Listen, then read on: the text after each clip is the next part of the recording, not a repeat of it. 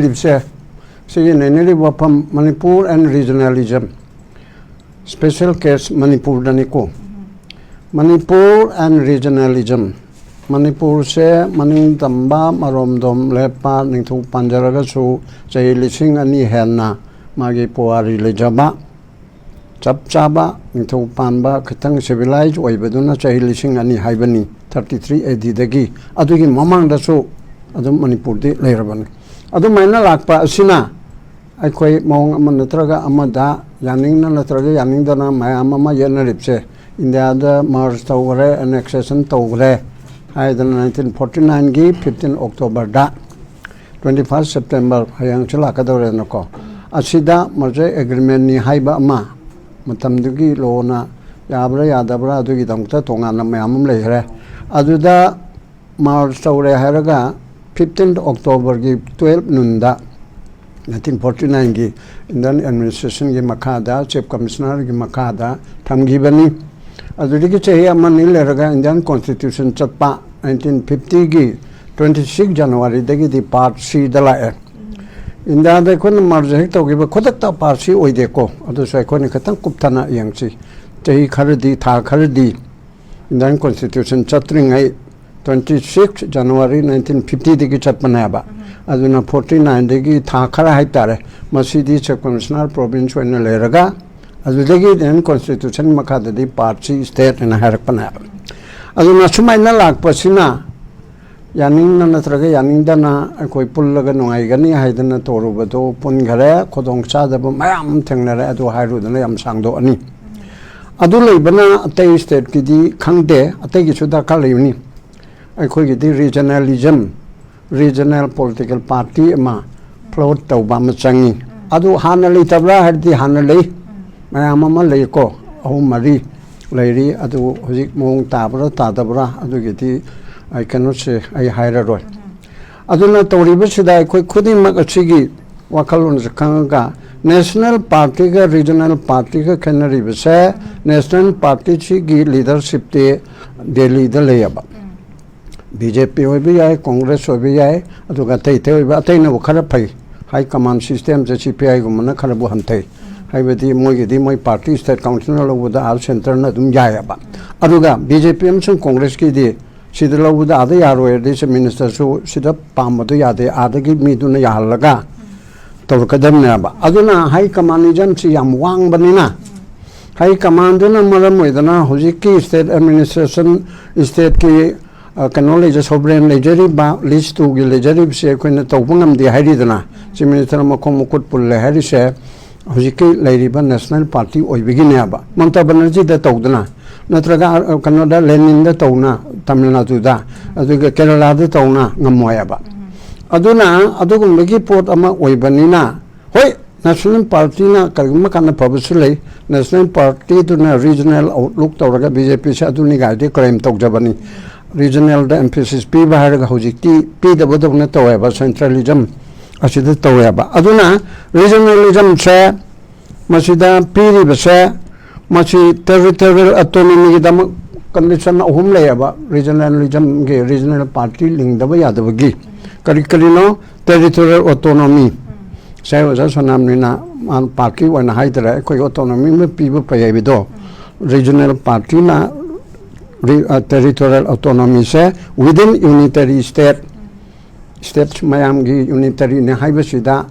ꯑꯗꯨꯒ ꯃꯁꯤꯗ ꯑꯩꯈꯣꯏꯒꯤ ꯁ꯭ꯇꯦꯠ ꯑꯣꯇꯣꯅꯣꯃꯤ ꯄꯤꯕꯒꯤ ꯀꯣꯏꯁꯟ ꯑꯃ ꯇꯦꯔꯤꯇꯣꯔꯤꯌꯦꯜ ꯑꯣꯇꯣꯅꯣꯃꯤꯒꯤ ꯀꯣꯏꯁꯟ ꯑꯃ ꯑꯦꯔꯥꯏꯖ ꯇꯧꯏ ꯃꯗꯨꯒꯤꯗꯃꯛꯇ ꯇꯦꯔꯤꯇꯣꯔꯤꯌꯦꯜ ꯔꯤꯖꯅꯦꯂꯤꯖꯝꯁꯤ ꯗꯔꯀꯥꯔ ꯂꯩ ꯑꯅꯤꯁꯨꯕꯗ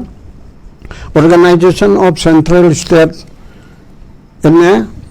ꯑꯩꯈꯣꯏꯒꯤ ꯌꯥꯝꯅ regional ꯕꯦꯁꯤꯁꯇ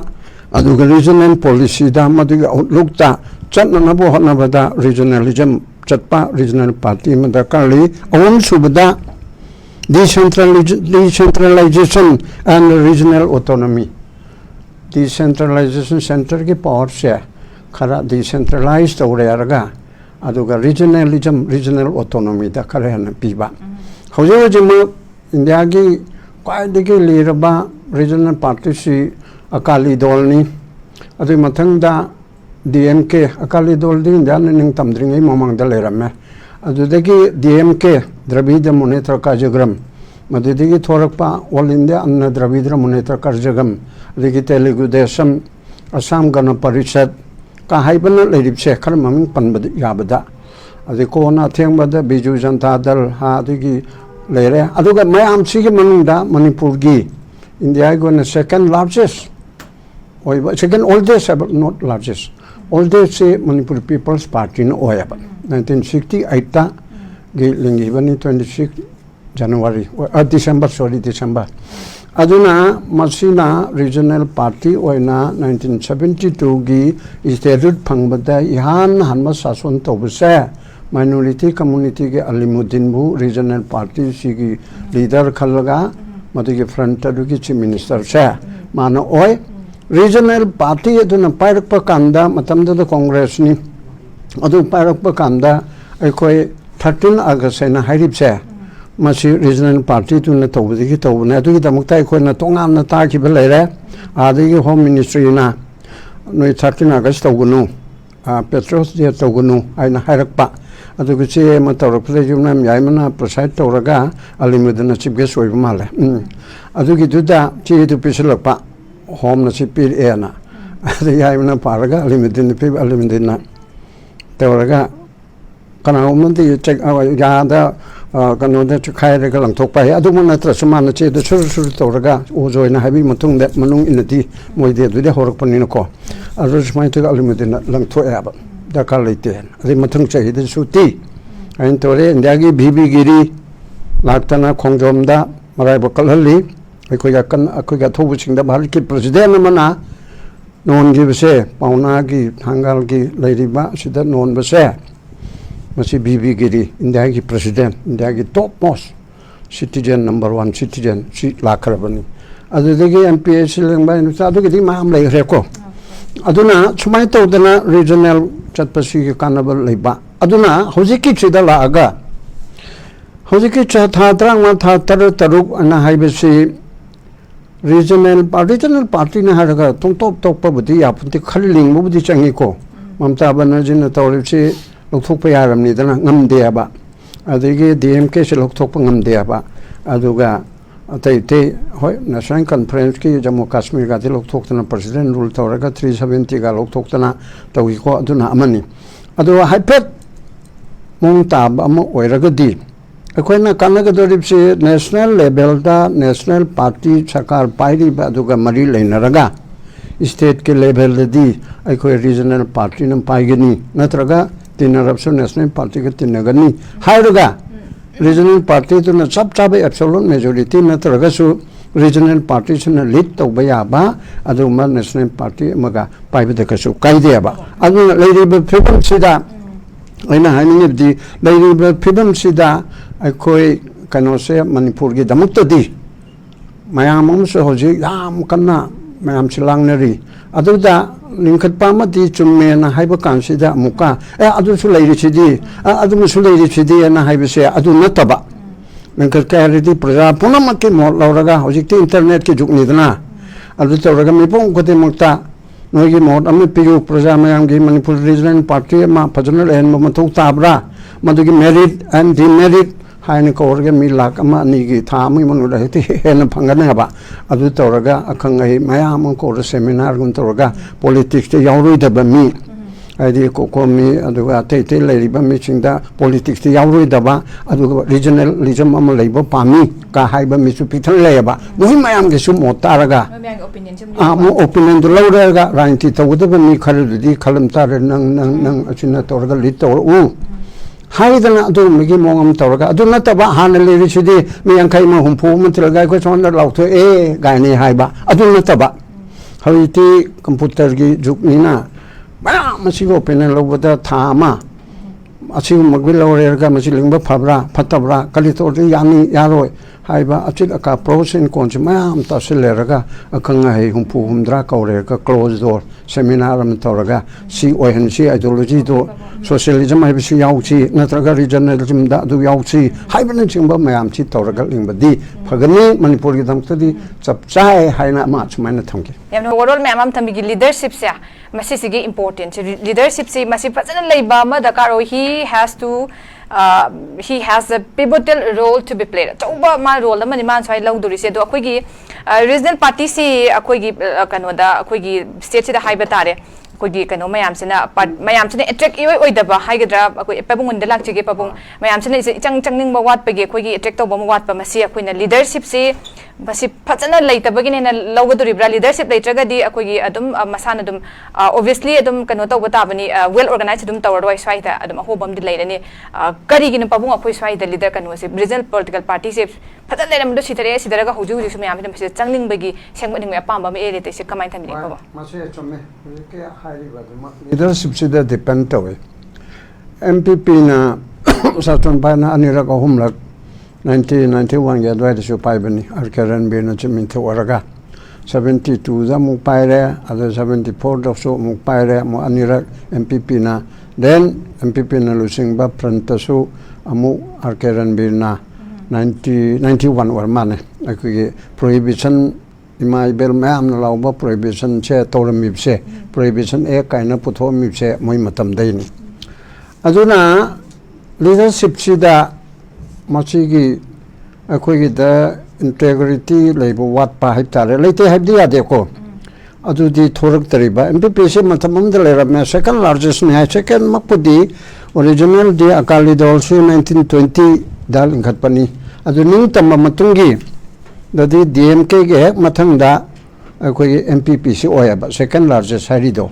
aduga chap chaba han de gi leibi already akali dol di 1920 de gi leibanina mane budi pass tare akali dol tharaga na ko cha om chuma MPP che aduga ning tamma matung de gi lingak pagi haragana DMK ge matung de MPP adu digi telugu da sam adu da sam gana parisa samajwadi party mamam legre TMC na chingba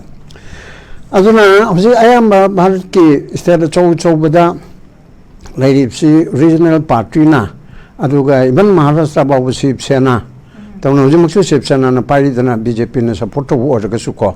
adu pairi adu dagi Andhra Pradesh da Telugu Desam na pairi Tamil Nadu da DMK na pairi aduga Kerala da CPM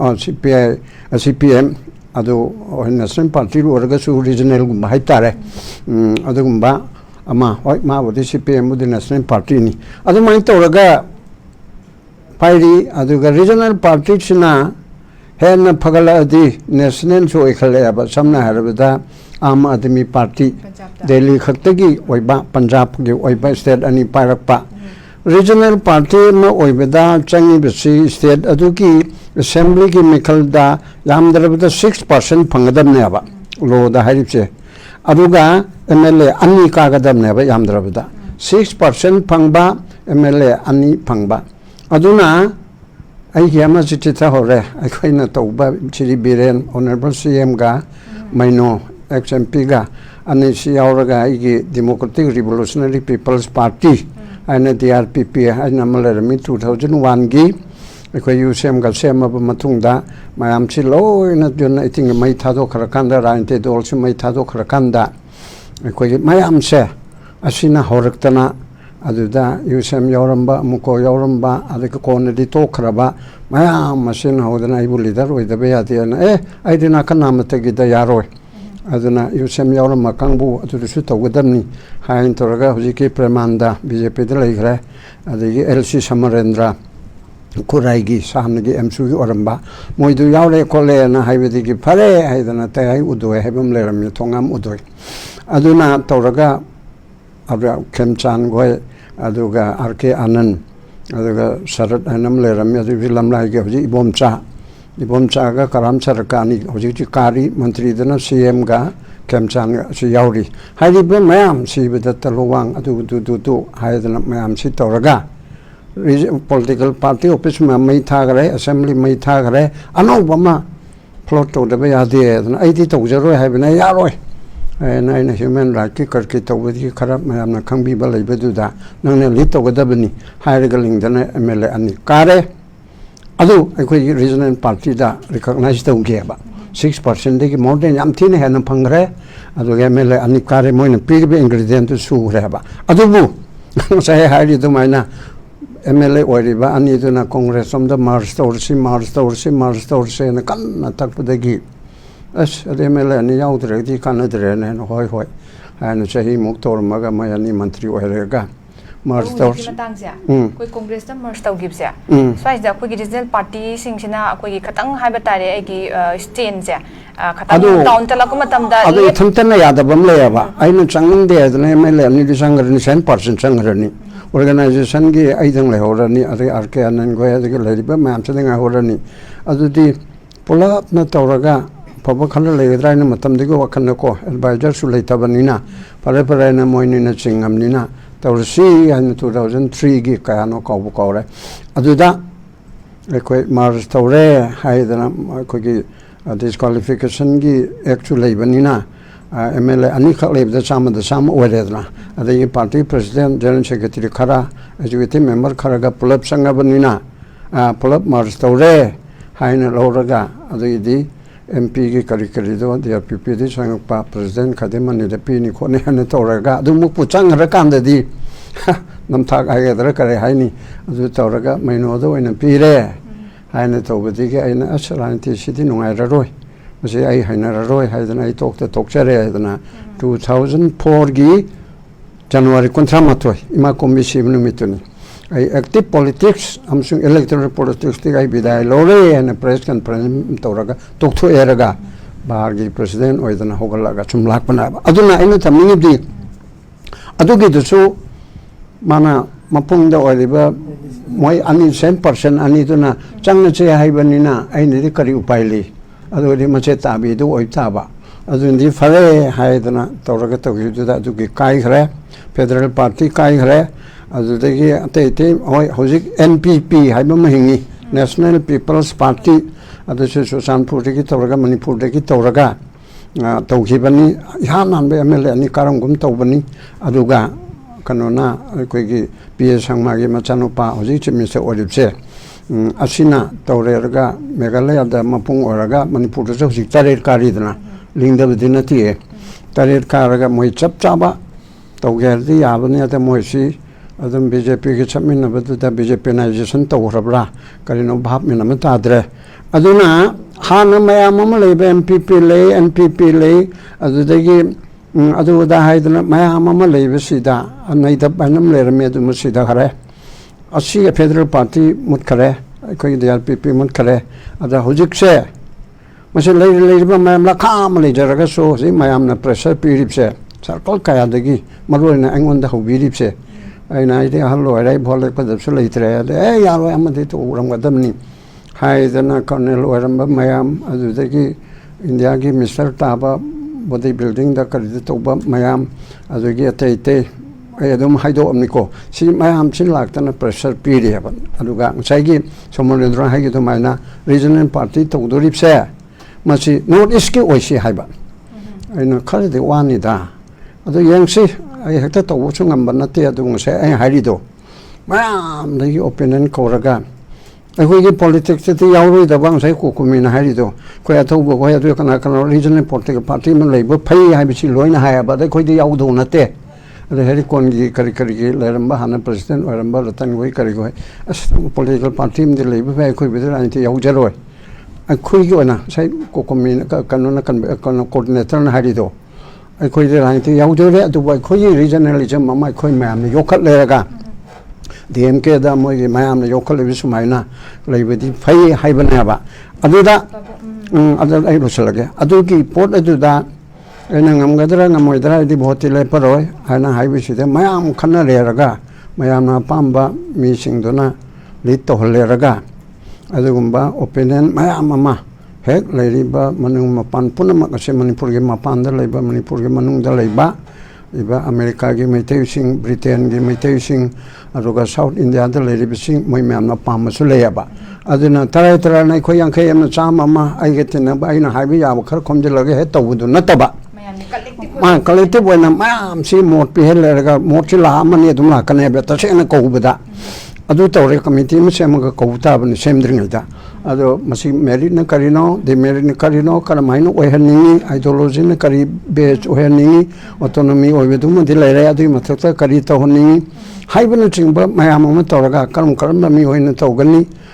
ꯀꯔꯝꯕ ꯃꯤꯑꯣꯏꯅ lead ꯇꯧꯒꯅꯤ ꯑꯗ vote ꯂꯦꯞꯅꯅꯕꯒꯤꯗꯃꯛꯇ ꯆꯪꯉꯛꯄ ꯃꯤꯑꯣꯏꯗꯅ ꯀꯔꯝꯕ ꯋꯥꯁꯛ ꯅꯠꯇ꯭ꯔꯒ ꯀꯔꯝꯕ ꯑꯊꯤꯡꯕ ꯊꯝꯒꯅꯤ ꯍꯥꯏꯕꯅꯆꯤꯡꯕꯗꯣ ꯌꯥꯔꯒꯗꯤ ꯃꯇꯝ ꯈꯔ ꯚꯣꯠ ꯂꯦꯞꯇꯕ ꯌꯥꯕ꯭ꯔꯥ ꯁꯥꯒꯠꯂꯒ ꯅꯤꯌꯣꯝ ꯆꯨꯝꯅ ꯚꯣꯠ ꯇꯧꯍꯟꯅꯕ ꯍꯣꯠꯅꯕꯗ ꯃꯇꯦꯡ ꯄꯥꯡꯕ ꯌꯥꯕ꯭ꯔꯥ ꯅꯠꯇ꯭ꯔꯒ ꯄꯥꯔꯇꯤꯁꯤꯄꯦꯠ ꯇꯧꯒꯗ꯭ꯔꯥ ꯍꯥꯏꯕꯅꯆꯤꯡꯕ ꯃꯌꯥꯝꯗꯨ ꯄ꯭ꯔꯣꯁ ꯑꯦꯟ ꯀꯣꯟꯁ ꯌꯥꯝ ꯄꯥꯛ ꯆꯥꯎꯅ ꯍꯧꯖꯤꯛꯇꯤ ꯈꯟꯅꯕꯁꯤꯁꯨ ꯌꯥꯝ ꯊꯨꯔꯦꯅ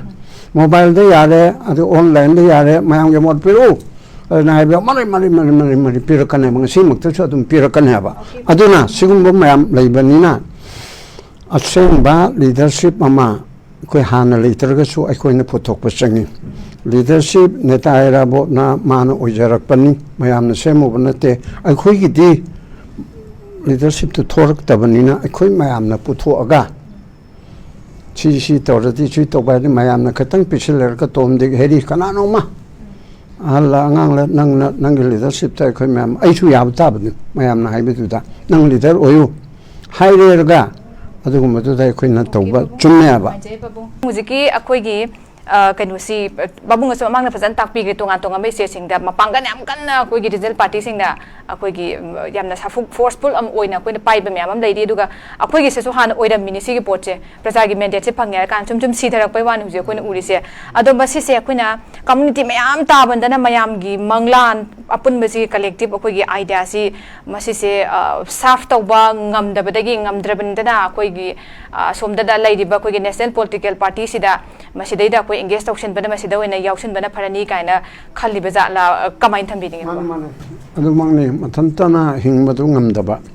ꯑꯗꯨꯅ ꯔꯤꯖꯅꯦꯂꯤꯖꯝꯗ ꯊꯥꯖꯕ ꯔꯤꯖꯅꯦꯜ ꯄꯥꯔꯇꯤ ꯇꯧꯒꯦ ꯍꯥꯏꯔꯕꯗꯤ ꯌꯥꯝꯅ ꯄꯨꯛꯆꯦꯜ ꯁꯦꯡꯕ ꯏꯟꯇꯦꯒ꯭ꯔꯤꯇꯤ ꯂꯩꯕ ꯑꯗꯨꯒ ꯁꯦꯀ꯭ꯔꯤꯐꯥꯏꯁ ꯈꯔꯗꯤ ꯇꯧꯕ ꯇꯥꯏ ꯑꯩ ꯂꯦꯞꯄꯒ ꯑꯩ ꯑꯦꯝ ꯑꯦꯜ ꯑꯦ ꯑꯣꯏꯅꯕꯒꯤꯗꯃꯛꯇ ꯇꯧꯕꯅꯤ ꯑꯩ ꯄꯥꯔꯇꯤꯒꯤ ꯂꯤꯗꯔ ꯑꯣꯏꯅꯅꯕꯒꯤꯗꯃꯛꯇꯅꯤ ꯍꯥꯏꯕꯗꯨ ꯅꯠꯇꯕ ꯑꯩ ꯅꯠꯇꯕ ꯑꯃꯅ ꯑꯗꯨꯝ ꯂꯤꯗꯔ ꯑꯣꯏꯌꯨ ꯑꯩ ꯅꯠꯇꯕ ꯑꯃ ꯂꯦꯞꯄꯁꯨ ꯑꯗꯨꯝ ꯌꯥꯏ ꯃꯌꯥꯝꯅ ꯈꯟꯅꯔꯒ ꯁꯦ ꯃꯔꯨꯑꯣꯏꯅ ꯍꯧꯖꯤꯛ ꯅꯦꯁꯅꯦꯜ ꯄꯥꯔꯇꯤꯗ ꯍꯥꯏꯔꯒ CPIꯗ ꯇꯤꯀꯦꯠ ꯃꯨꯟꯅꯗꯦꯗꯅ ꯍꯣꯏ ꯄꯥꯔꯇꯤꯕꯨꯗꯤ ꯄꯤꯛꯄꯒꯤ ꯑꯣꯏꯕꯁꯨ ꯌꯥꯏ ꯃꯨꯟꯅꯗꯦꯕ ꯃꯣꯏꯅ ꯊꯤꯔꯒ ꯅꯪ ꯂꯦꯞꯄꯨ ꯍꯥꯏꯔꯒ ꯄꯥꯔꯇꯤꯅ ꯄꯩꯁꯥ ꯄꯨꯊꯣꯛꯑꯒ ꯅꯠꯇ꯭ꯔꯒ ꯈꯥꯏꯔꯒ ꯗꯥꯛꯇꯔ ꯅꯔꯒꯣꯏ ꯀꯥꯔꯤ ꯈꯣꯠꯂꯤꯒ ꯑꯗꯨꯝ ꯃꯁꯥꯒꯤ ꯂꯅꯥꯏ ꯄꯨꯊꯣꯛꯄ ꯅꯠꯇꯦꯕ ꯄꯥꯔꯇꯤꯅ ꯈꯥꯏꯔꯒ ꯈꯣꯠꯂꯒ ꯅꯪ ꯂꯦꯞꯀꯗꯕꯅꯤ ꯅꯪ ꯂꯦꯞꯄꯣꯏꯗꯕꯅꯤ ꯍꯥꯏꯅ ꯇꯧꯔꯒ ꯑꯗꯨꯝ ꯇꯧꯋꯦꯕ ꯑꯗꯨꯃꯥꯏꯅ ꯑꯩꯈꯣꯏꯁꯤꯗ ꯇꯤꯀꯦꯠꯀꯤꯗꯃꯛꯇ ꯑꯣꯏꯅ ꯇꯧꯕ ꯄꯥꯔꯇꯤ ꯅꯠꯇꯕ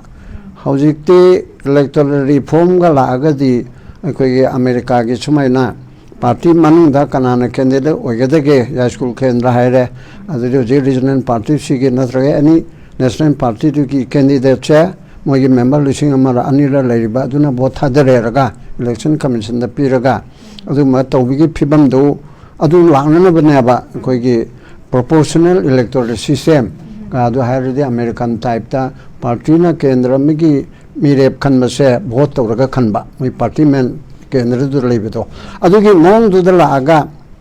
ꯈꯜꯂꯕꯗꯤ ꯃꯑꯣꯡꯗꯨ ꯇꯥꯔꯦ ꯑꯗꯨꯒ ꯄꯥꯔꯁꯦꯟꯇꯦꯖꯗ ꯄꯥꯔꯇꯤꯅ ꯐꯪꯕ ꯃꯤꯅ ꯚꯣꯠ ꯂꯦꯞꯄ ꯅꯠꯇꯕ ꯄꯥꯔꯇꯤꯅ ꯑꯥꯏꯗꯤꯌꯣꯂꯣꯖꯤꯅ ꯂꯦꯞꯄ ꯄ꯭ꯔꯣꯄꯣꯔꯁꯅꯦꯜ ꯏꯂꯦꯛꯇꯣꯔꯦꯜ ꯁꯤꯁꯇꯦꯝ ꯑꯁꯦ ꯍꯧꯖꯤꯛꯀꯤ ꯑꯩꯈꯣꯏꯒꯤ campaign for electoral reform in India ꯁꯦꯔꯤ ꯍꯥꯏꯗꯅ ꯁꯥꯎꯠꯇꯒꯤ ꯔꯥꯖꯥ ꯀꯧꯕ ꯑꯃ ꯀꯔꯅꯥꯇꯀꯥ ꯑꯟꯙ꯭ꯔ ꯄ꯭ꯔꯗꯦꯁ ꯑꯁ꯭ꯋꯥꯏꯗꯒꯤꯅꯤ ꯑꯃꯅ ꯇꯧꯔꯒ ꯑꯗꯨꯒꯤ ꯀꯦꯝꯄꯦꯟ ꯃꯅꯤꯄꯨꯔꯗꯁꯨ ꯅꯥꯔꯈꯣꯏ ꯀꯔꯤꯈꯣꯏ ꯇꯧꯅ ꯑꯩꯈꯣꯏꯁꯨ ꯌꯥꯎꯔꯝꯃꯤ ꯃꯦꯝꯕꯔ ꯑꯣꯏꯅ